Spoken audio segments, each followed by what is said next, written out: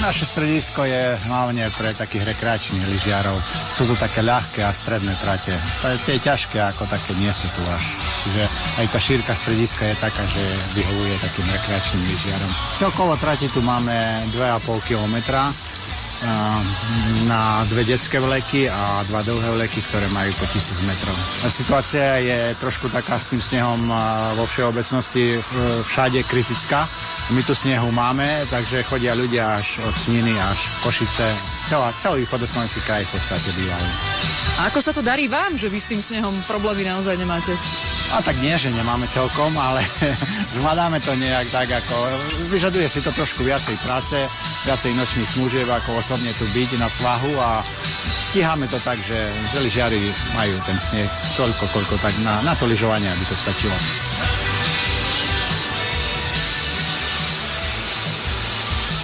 Pamätáte už vy osobne takúto zimu?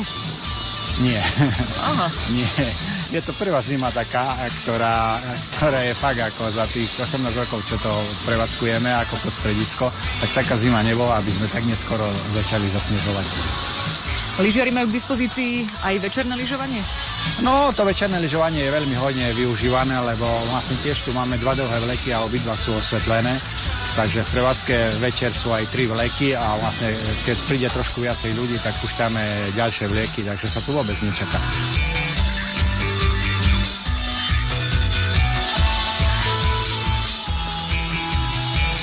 Ahoj, môžeme sa spýtať, ako sa ti lyžuje v Drienici? Super. A koľkokrát si sa už dnes spustila? Veľakrát. Si tu prvýkrát?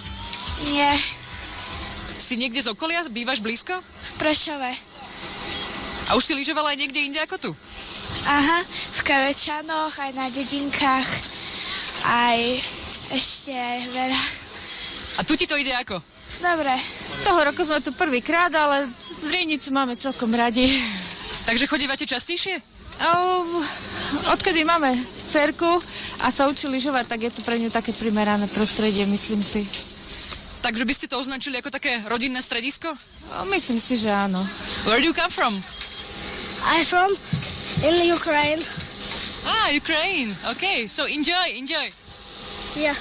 Koľkokrát chodívate do takéhoto strediska? 2-krát do roka iba. Lebo pracujem v zahraničí, nemám šancu. A vždy je to Drienica? Nie. Tatry, Dubovica keby fungovala, Dubovica nefunguje, takže Drenica minimálne teraz je najlepšia na okolí.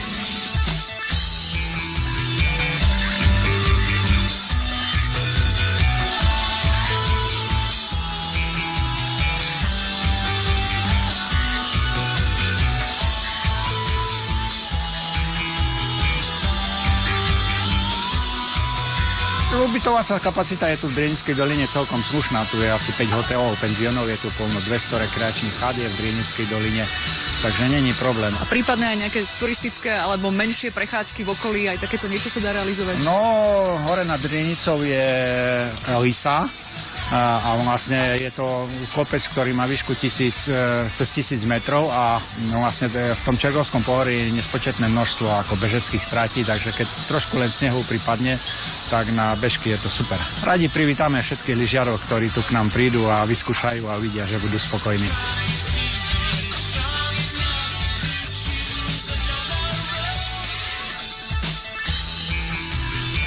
Spokojní sme boli aj my, tak sa nenechajte ani vy odradiť týmito schodmi, ktoré treba prekonať od parkoviska k údolnej stanici vlekov.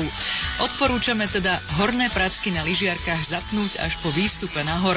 Takým štýlom sa to dá zvládnuť v pohode.